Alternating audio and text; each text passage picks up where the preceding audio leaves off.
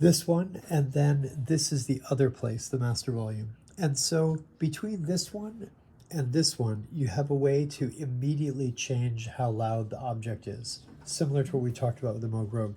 So depending on where your hand is physically, let's say you're here playing this F, then hopefully your hand is just big enough that you can slide up the F and catch this volume slider. If you're down here playing some low register thing, then maybe you could try and like tweak this volume knob a little bit with your thumb. So again, thinking about volumes of synths as very active objects and not leave it and set it kind of thing. Okay, then over here is your classic ADSR. I won't explain it because I'm assuming you know ADSR pretty well, I'm sure. So okay, so ADSR is there. However, there's this little switch that decides, is the note shaped by the ADSR, or is it just shaped by play it, let it go, play it, let it go.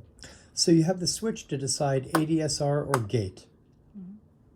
Over in this area, you have a chorus, and you can either have it off, somewhat on, much more on, and I think even, yeah, super on, which I didn't actually do when we were playing. So you can listen to those 4 chorus settings. Then when you're over here in the filter area, like the Moog, here's your darkness and brightness slider. And here's how resonant you want the peak of that filter to be. Keyboard in both the Rogue and this, if you turn the keyboard slider up, it's saying, let the filter be a little bit dependent on where you play the instrument. If the keyboard slider is all the way up, it is basically telling the synth to keep the filter dark if you're playing a low F, and automatically brighten up the filter if you play high so that you hear this note. Mm-hmm. If the keyboard slider is all the way down, then the filter is hard decided upon by this frequency. So if the frequency is super dark, if you play low, you'll hear it. If you play high, the filter is too close to even hear these notes, which is sometimes quite beautiful, the idea that you have this high chord and it's barely peeking out because of how dark the filter is. Okay, next thing that's unique to this Juno versus like the Moog is you also have a high pass filter where you could start to delete the low end. Mm-hmm. And therefore you can make it like a little bit AM radio small amp sounding by killing the low end. Mm-hmm. Okay, then you have, what is the note made up of? Is it made up of a square wave? Is it made up of a triangle wave? And is it made up of a 1 octave down square wave? Sometimes I choose the 1 octave down square wave because it is the only sound that has a volume slider. When I pick the square wave or the triangle wave, there's no volume associated with that.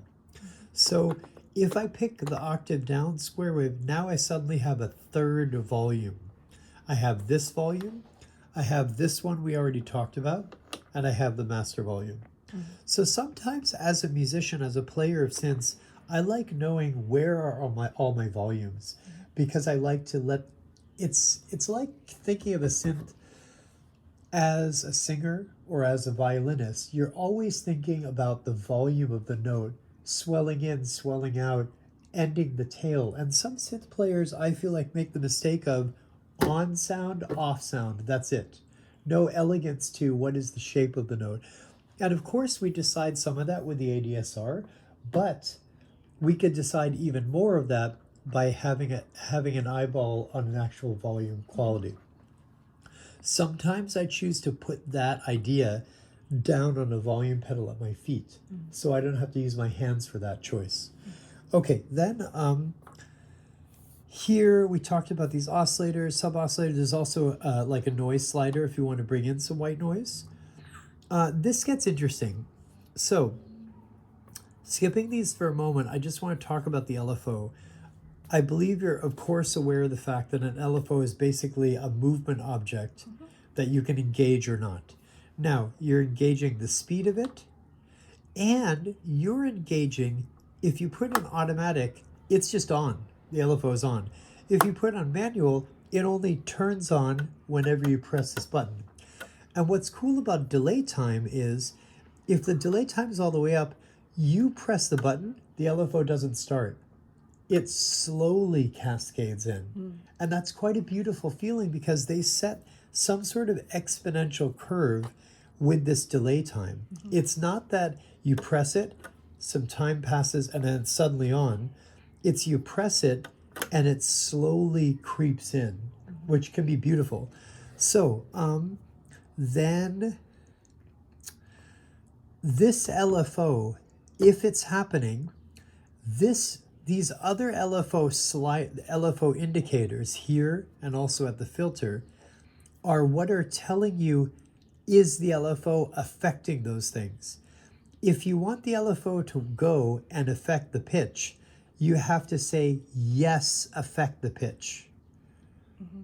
And what's cool about it being on a slider is affect the pitch a little bit, affect it more, make the pitch wobble like crazy.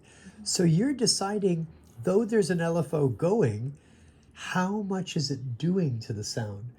Which is interesting. It's unlike the Moog in that you set an LFO setting and then you might blend it in, but here you set an LFO setting and the way you blend it in is independent for pitch from filter.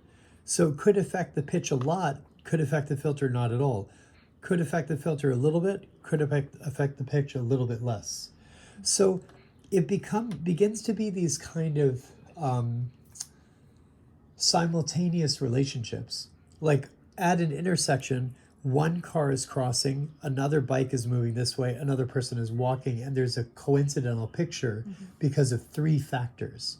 So in this way, you have the speed of the LFO, and then simultaneously, is it affecting the pitch? Is it affecting the filter? To what degree?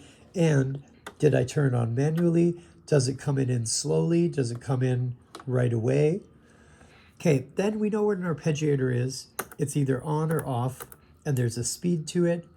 There's whether it goes up only, or down only, or up then down, and there's whether it goes across one octave or jumps the second octave and the third octave.